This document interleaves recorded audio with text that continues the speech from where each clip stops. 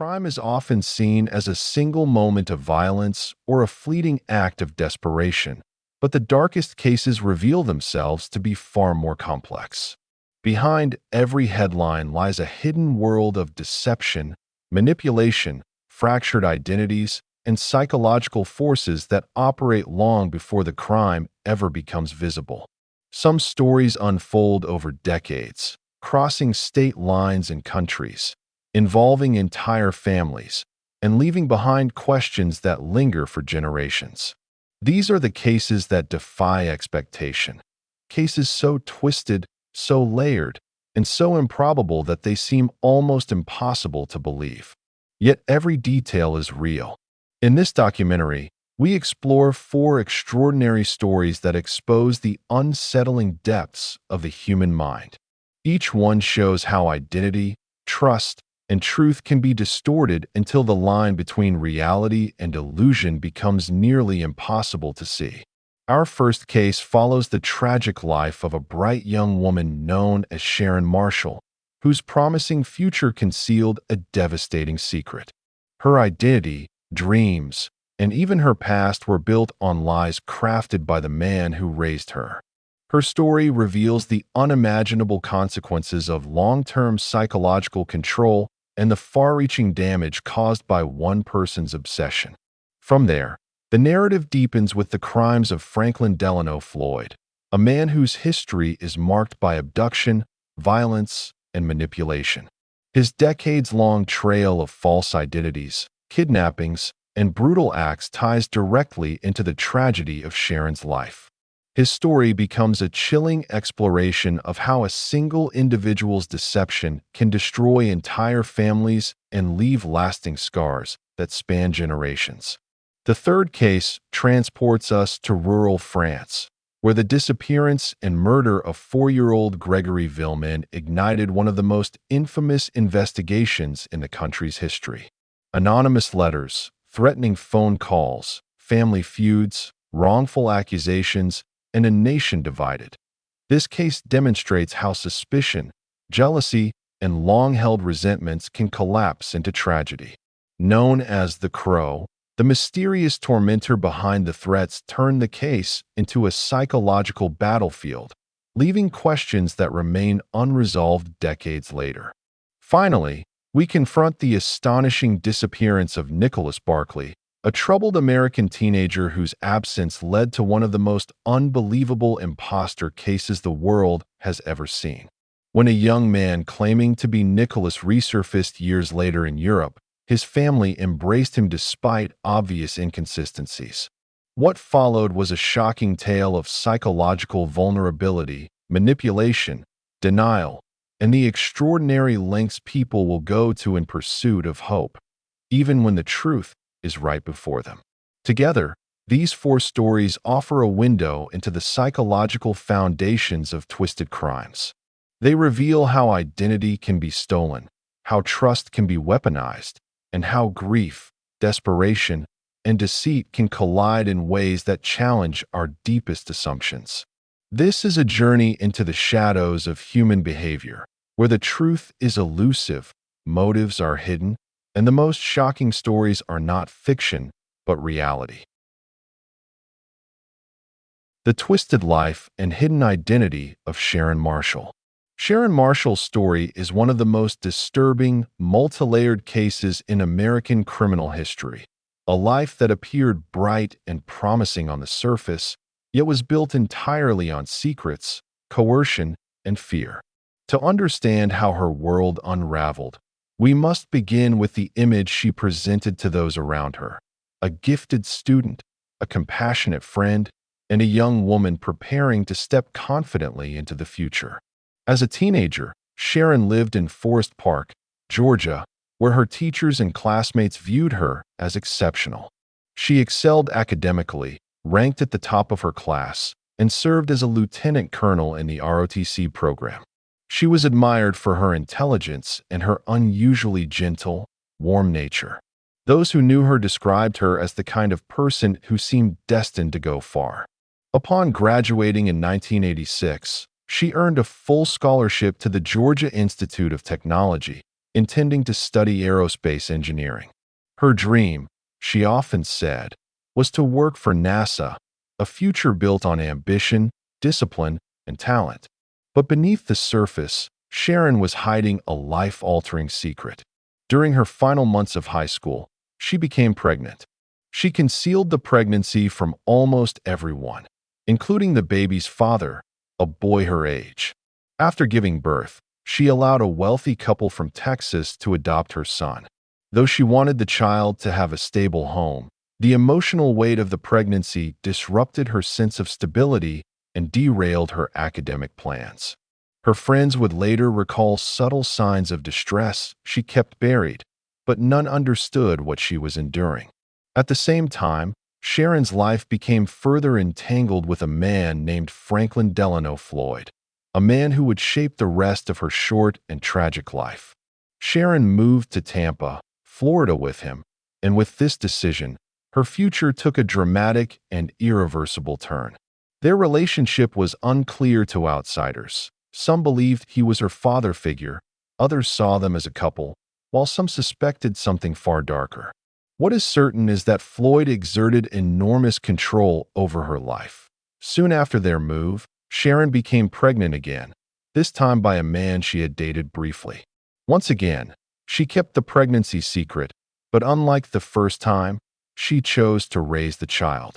Her son, Michael Gregory Marshall, was born in 1988. Floyd claimed to take responsibility as a father figure, but he contributed little. He worked sporadically as a painter and constantly complained of a back injury. His inability, or refusal, to work placed a heavy burden on Sharon. She turned to exotic dancing to support herself, her child, and Floyd. Even with that income, she had to rely on welfare benefits, which she quietly supplemented by hiding part of her earnings. Despite her circumstances, Sharon maintained a reputation for kindness. She formed close friendships at the club where she danced, and one of her closest companions was an 18-year-old co-worker named Cheryl Camesso. Their friendship, however, placed Sharon in the middle of a volatile rivalry. Floyd and Cheryl argued frequently, and rumors circulated that the two may have briefly been involved in a relationship. Whatever their history, tension between them escalated rapidly. The breaking point came when Cheryl reported Sharon to social services for concealing her actual income. As a result, Sharon lost her welfare benefits, an outcome that enraged Floyd. His anger boiled into a public confrontation at the club, where witnesses saw him punch Cheryl in the face. Shortly afterward, Cheryl left her father's home to stay with a friend, but she never arrived. Her Corvette was found abandoned at an airport. Her disappearance triggered an investigation, but with no evidence linking anyone to the crime, the case went cold. Meanwhile, Sharon and Floyd abruptly left town, traveling under aliases, a move that raised suspicion but yielded no answers. Their new life took them to Tulsa, Oklahoma, where Sharon resumed working as a dancer. Once again, she charmed those around her. Once again, Floyd alienated nearly everyone he met. His temper, controlling behavior, and tendency to involve himself in Sharon's personal relationships made him widely disliked. One dancer recalled yelling at Sharon to leave Floyd, only for Floyd to respond in a chilling tone. "If she ever left me, I'd kill her." Sharon seemed to believe him.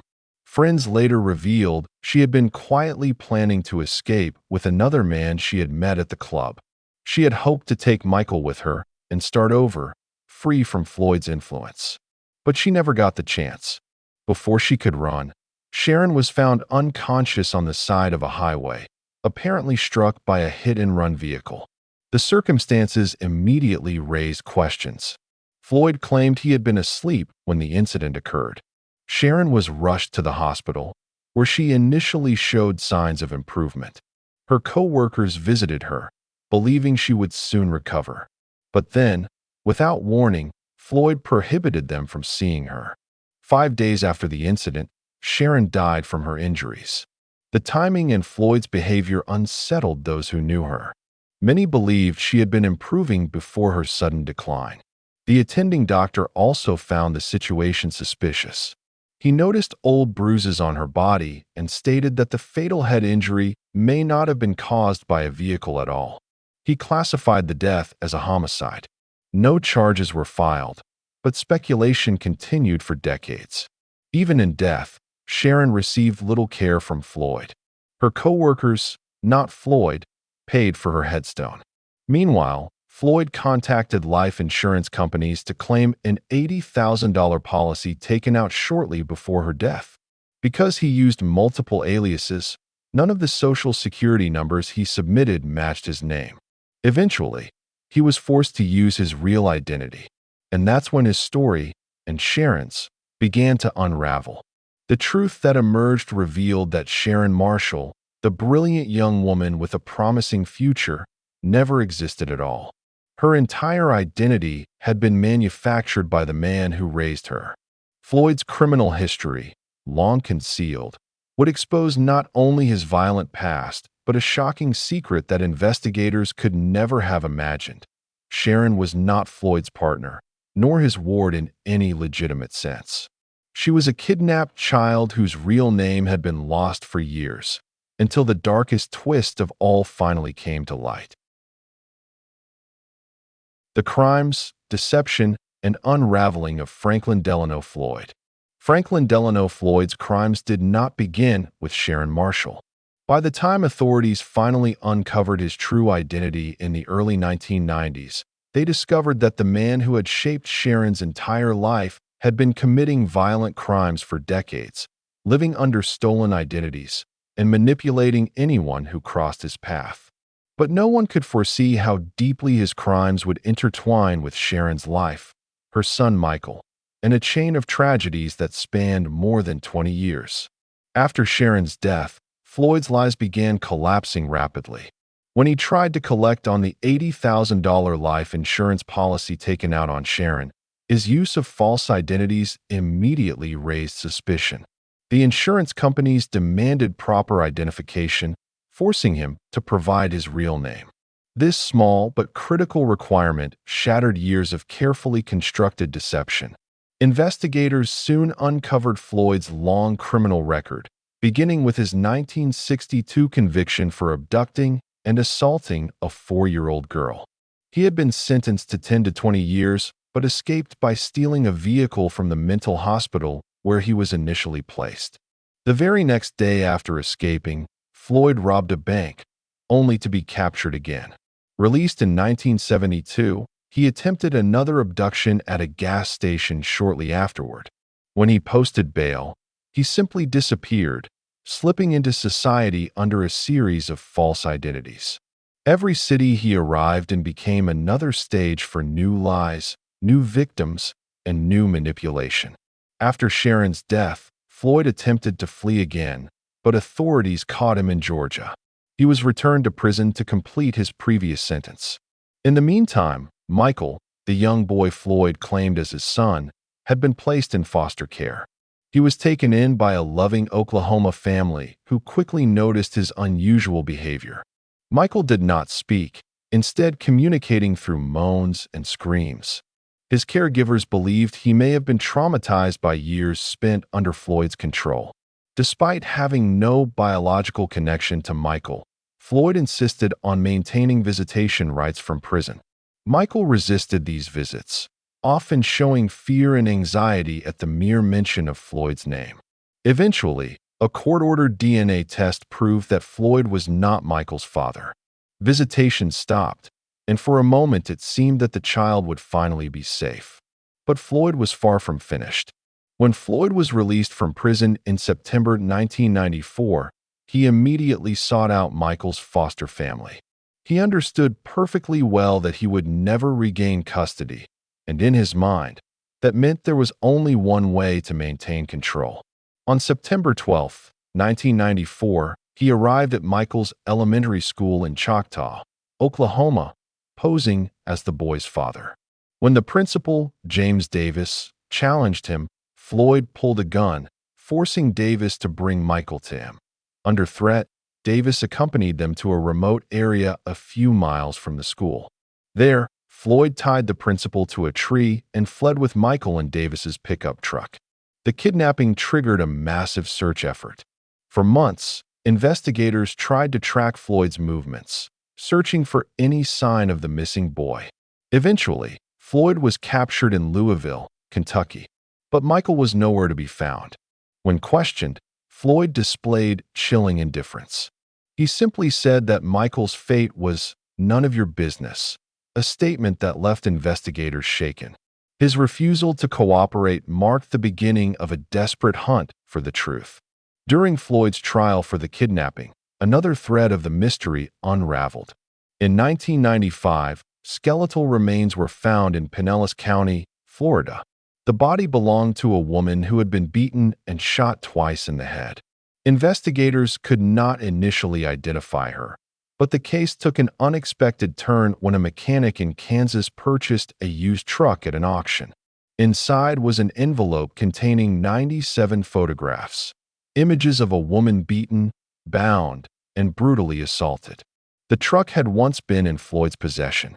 When the photos were compared to the unidentified remains, investigators noticed a distinctive wound on the woman's cheekbone that matched one in the photographs.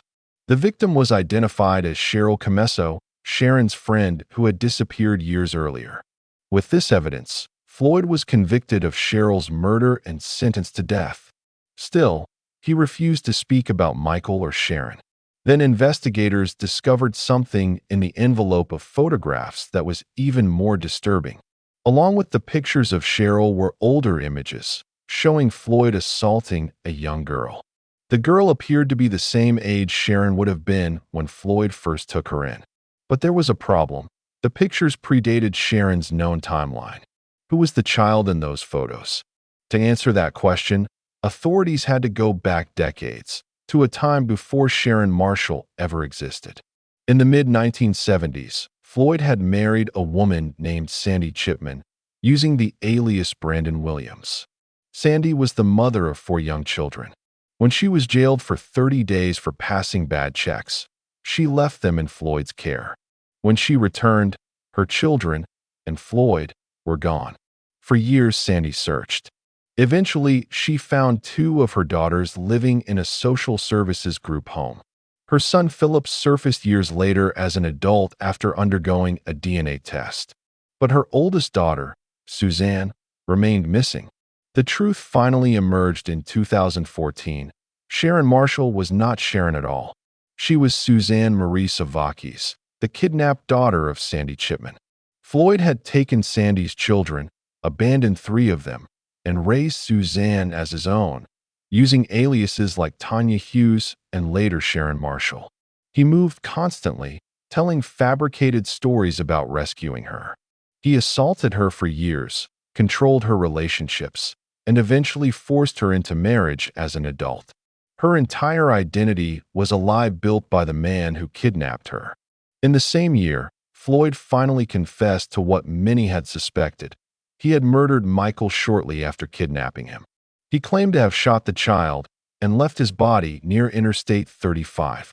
An extensive search found nothing, and experts believe Michael's remains may have been consumed by wild hogs in the area.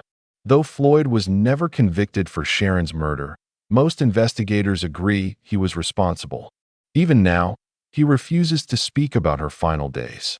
This was the horrifying truth behind the tragic life of the young woman once known as Sharon Marshall, a story of kidnapping, exploitation, deception, and the psychological manipulation that allowed one man to destroy an entire family across multiple generations. The haunting case of Gregory Villemin and the shadow of the crow. The murder of 4-year-old Gregory Villemin stands as one of France's most haunting and emotionally charged criminal mysteries. It is a story defined by anonymous threats, bitter family tensions, media frenzy, wrongful accusations, and a devastating tragedy that has lingered for decades. Known throughout France as l'affaire de Gregory, this shocking case is remembered not only for the brutality of the crime, but also for the psychological torment inflicted upon the Villemin family long before the boy's disappearance. Gregory Villemin was born August 24, 1980, to Jean-Marie and Christine Villemin. The family lived in the quiet, rural village of Lapangis-sur-Vallon in eastern France, a community surrounded by dense forest and winding rivers. Jean-Marie worked as a factory foreman, recently promoted, earning the respect of his colleagues. Their new home had been built just before Gregory's birth, a symbol of stability and their hopes for the future. Neighbors described Gregory as an energetic, cheerful child who adored playing outside. But beneath the surface of their peaceful life was a growing sense of dread. Beginning in the early 1980s, the Villemin family started receiving anonymous letters and phone calls from an unidentified individual who seemed intimately aware of their daily routines, family history, and interpersonal tensions. The writer, later nicknamed Le Corbeau, or the Crow, threatened revenge against Jean-Marie, though the exact motive remained unclear. The venom in the messages was unmistakable. For 4 years, the harassment continued. The letters accused Jean-Marie of thinking too highly of himself, hinted at old grudges within the extended family, and promised that the writer would strike when least expected. The threats expanded to target Jean-Marie's parents as well. Among the extended family, suspicion grew, fueling conflicts and old resentments. But without concrete evidence, authorities could do little. The psychological toll, however, was undeniable. Each letter signaled that the unseen tormentor was watching. Everything changed on October 16, 1984. Gregory had been playing in the front garden of the family home when Christine noticed he was no longer there. Within minutes, panic spread. She searched the yard, called out for him, and quickly contacted police. As officers began canvassing the village, Christine drove around in a frantic attempt to spot her son. There was no trace of him. While the search intensified, Gregory's uncle received a chilling phone call. "I've kidnapped the boy. I've strangled him and thrown him in the River Vallon. I have my revenge." The next day, another letter arrived for the Villemins, appearing to have been mailed around the same time Gregory vanished. It mocked them, stating, "I hope you die of grief, boss. Your money won't bring back your son. Here's my revenge." Later that afternoon, the worst was confirmed. Gregory's small body was discovered in the icy waters of the Vallon River, only 7 kilometers from his home. His hands and feet had been bound, and his wool hat pulled tightly over his face. The brutality of the act horrified the nation. The pressure on investigators escalated instantly, and the quiet village became the center of one of France's most scrutinized investigations. Within months, authorities honed in on a suspect, Bernard Laroche, a cousin of Jean-Marie. Handwriting experts believed his writing resembled the anonymous letters, and a key witness, Laroche's 15-year-old sister-in-law, claimed she had seen him with Gregory on the day of the kidnapping. But the case began unraveling just as quickly. Under pressure, the young witness recanted, stating she had been coerced. Laroche denied all involvement. Without reliable evidence, he was released. This fueled a storm of anger. Jean-Marie publicly stated his firm belief that Laroche had killed his son. He vowed revenge. Only days later, on March 29, 1985, Jean-Marie acted on that vow. He drove to Laroche's workplace, confronted him, and shot him dead. The act was captured by reporters who had been following the case closely. Jean-Marie was immediately arrested and later sentenced to 5 years in prison, though he ultimately served 2.5. But the case grew even more complicated. Just 4 days after Laroche was killed, investigators announced another shocking development. They believed Christine Villemin, Gregory's own mother, had authored the threatening letters. Christine was pregnant with twins when she was charged. She began a hunger strike to protest her innocence, refusing food for 11 days. Her case was overturned due to insufficient evidence and improper police procedure. As she walked free, she collapsed and reportedly lost one of her babies. She was eventually cleared of all accusations in 1993. The emotional devastation wrought on the Villemin family was immense. They had lost a child, suffered public suspicion, fractured their extended family, and endured overwhelming media scrutiny. Meanwhile, the identity of Gregory's killer remained a mystery. For decades, the case was reopened repeatedly. Investigators re-examined the letters, the binding rope, Gregory's clothing, and DNA evidence gathered from saliva on the stamps. But the technology of the time provided no conclusive answers. Every attempt to revive the investigation ended in disappointment. Then, in 2017, the case erupted again. New forensic analysis and a re-evaluation of the letters prompted authorities to arrest 3 individuals: Gregory's great-aunt, great-uncle, and his aunt. Their connections to the anonymous messages and long-standing family disputes made them compelling suspects. Yet none confessed, and authorities lacked definitive proof. The great-aunt and great-uncle refused to speak at all. Ultimately, no charges were filed. The case's immense pressure claimed yet another life. Jean-Michel Lambert, the original magistrate overseeing the investigation, died by suicide in 2017. After years of criticism, accusations of mismanagement, and the unending weight of the unsolved case, he left a note referencing the immense burden he had carried for over 3 decades. Despite the setbacks, hope resurfaced in 2020.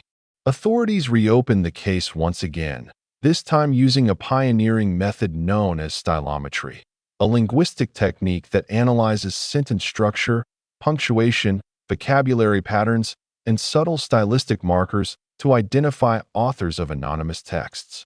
Investigators believe that this new technology could isolate the true author of the disturbing letters sent by the Crow. Although the suspect identified through stylometry has not been publicly named, police have expressed renewed confidence that the answer may finally be within reach. The truth, long buried beneath fear, family tension, and layers of deception, may soon emerge. Yet, even with modern tools, the case of Gregory Villemin remains deeply complex, a haunting example of how psychological torment, anonymous threats, family fractures, and personal vendettas can converge into a tragedy that scars a nation. The astonishing disappearance of Nicholas Barclay and the unbelievable imposter. The story of Nicholas Barclay is unlike any other missing persons case. What begins as the disappearance of a troubled 13-year-old boy spirals into one of the most astonishing identity deceptions ever recorded. It is a story marked by unanswered questions, psychological manipulation, family dysfunction, and a twist so extraordinary that it challenges our understanding of truth itself. Nicholas was born on December 31st, 1980, the youngest of 3 siblings in San Antonio, Texas. His early childhood was ordinary, but as he entered his preteen years, he began to struggle. Teachers and family members described him as restless, defiant, and volatile. He fought with his mother, skipped school, threatened teachers, and frequently ran away. By age 13, he had a juvenile record and was already known to local authorities. His behavior concerned everyone, including his mother, who eventually asked her older son Jason to move back home to help manage Nicholas's escalating instability. On June 13, 1994, Nicholas played basketball with friends in his neighborhood. When it was time to head home, he called the house, hoping someone would pick him up. Jason answered. Their mother, exhausted from working late shifts, was asleep, and Jason refused to wake her. He told Nicholas to walk home. It was a short distance, a familiar route. Nicholas never made it back. At first, authorities were slow to respond. Given Nicholas's history of running away, many assumed he'd fled again, perhaps to avoid a court hearing scheduled for the next day that could send him to a juvenile rehabilitation center. Days passed, then weeks, and still there was no sign of him. Eventually, with his mother insisting that something was terribly wrong, police opened a formal investigation. 3 months later, Jason called the police claiming he heard Nicholas breaking into their garage. When officers arrived, there was no sign of Nicholas and no forced entry. The call puzzled investigators. Why would Jason fabricate such a story? Was he hopeful Nicholas had returned, or was there something else he wasn't saying? The event was quietly noted but never fully explained. Years passed. The case grew colder.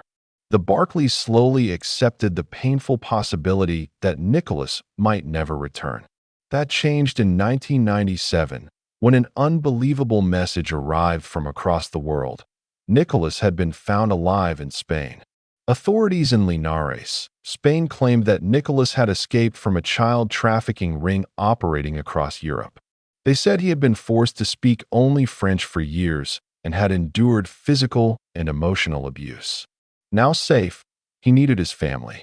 Nicholas's sister Carrie flew to Spain to identify him. But what she encountered was strange. The boy, now a teenager, seemed frightened, reluctant, and protective of his identity. He wore a hat and sunglasses when meeting her, hiding his face. He seemed nervous that she might reject him, but Carrie said she recognized him instantly. Still, details didn't add up. Nicholas had been a blonde-haired, blue-eyed American boy. The teenager in front of her had dark brown hair, brown eyes, and a heavy French accent. His explanation was astonishing. The traffickers had altered his appearance through experimental procedures to make him unrecognizable. The accent, he said, came from years of being forced to speak only French. Investigators in Spain were cautious. Before allowing him to travel back to the United States, they tested him. They showed him family pictures that Carrie had not shown him, asking him to identify people. He passed the test almost flawlessly, making only one minor mistake. It was enough to satisfy officials. Nicholas returned home with Carrie. The Barclay family embraced him, relieved to have him back after 3 agonizing years. But others began noticing troubling inconsistencies. His demeanor, speech patterns, and memories didn't match the Nicholas they remembered. Concerned authorities contacted the family, but the Barclays defended the boy fiercely. After all they had endured, they were unwilling to doubt him again. A film crew heard about the seemingly miraculous reunion and asked to document Nicholas's return home. The Barclays agreed. This decision would unravel everything that a local private investigator hired by the crew grew suspicious of Nicholas almost immediately. Something felt wrong. The accent, the age difference, the eye color, the mannerisms. He focused on a detail many overlook: the shape of Nicholas's ears. Ears, unlike most features, do not change with age. He compared photographs of the missing 13-year-old with the teenager living in the Barclay home. The years did not match. He alerted authorities. In February 1998, the FBI obtained a court order to collect fingerprints and DNA samples. Tests revealed the truth. The boy claiming to be Nicholas Barclay was actually a 23-year-old Frenchman named Frederic Pierre Bourdon, a prolific con artist with over 500 stolen identities. Known to European police as the Chameleon, Bourdon had impersonated missing children before, but never with such audacity. Bourdon was arrested and, astonishingly, the Barclay family still resisted the truth. Even as Bourdon stood in court and admitted he was not Nicholas, the family clung to the belief that he might be telling the truth. Bourdon pleaded guilty to passport fraud and perjury and was sentenced to 6 years in prison. But his confession raised far more disturbing questions. Why had the Barclays accepted him so easily? Why had Jason behaved so strangely before and after Nicholas disappeared? And most haunting of all, where was the real Nicholas? Bourdon later shared his own theory. He claimed that the Barclays accepted him because they knew Nicholas was dead, and that one of them, possibly Jason, had killed him. He said Carrie coached him with details to help him pass the test in Spain. Jason, he said, refused to play along, greeting Bourdon with only 2 chilling words: "Good luck." Police considered the possibility. The phone call Jason made months after Nicholas vanished, the one claiming Nicholas was at the house, took on new significance. Investigators explained that such calls are not uncommon after a murder, as perpetrators sometimes create false sightings to suggest the victim is alive. Before Jason could be questioned further, he died of a drug overdose. His longtime struggle with addiction had worsened in the years after Nicholas vanished, and his death closed a door that investigators were desperate to open. Borden eventually returned to Europe, continuing his cycle of identity thefts. To this day, Nicholas Barclay has never been found. Whether he ran away, was taken, or met with foul play remains a mystery. The case has fascinated the world, inspiring television specials, books, and the critically acclaimed documentary The Imposter, which explores Borden's shocking deception. But the deeper mystery persists. How did a family, desperate for hope, come to embrace a stranger? And what truth lies beneath their acceptance? The disappearance of Nicholas Barclay remains a chilling study of vulnerability, denial, and the human mind's capacity to cling to false comfort when the real answers feel unbearable. As we conclude this journey through four of the most disturbing and psychologically complex cases in modern history, one theme becomes unmistakably clear. Crime is rarely a single act. It is a chain of events, influenced by identity, trauma, secrecy, and the quiet tensions that build long before anything becomes visible to the outside world. Each of these stories reminds us that behind every headline lies an unseen emotional landscape, one shaped by fear, manipulation, and the extraordinary ways in which human beings can deceive both others and themselves. Sharon Marshall's tragic life exposes how fragile identity can be when it is constructed by someone else's control. Her story is not simply about a young woman with a stolen name, but about the deep psychological imprint left by years of grooming, coercion, and isolation. She was a brilliant student with limitless potential, yet she lived in a world designed entirely by the man who kidnapped her. Her life, and the truth behind it, shows how far a predator will go to maintain power, and how thoroughly a victim's entire reality can be rewritten. With Franklin Delano Floyd, we saw a chilling portrait of long-term manipulation.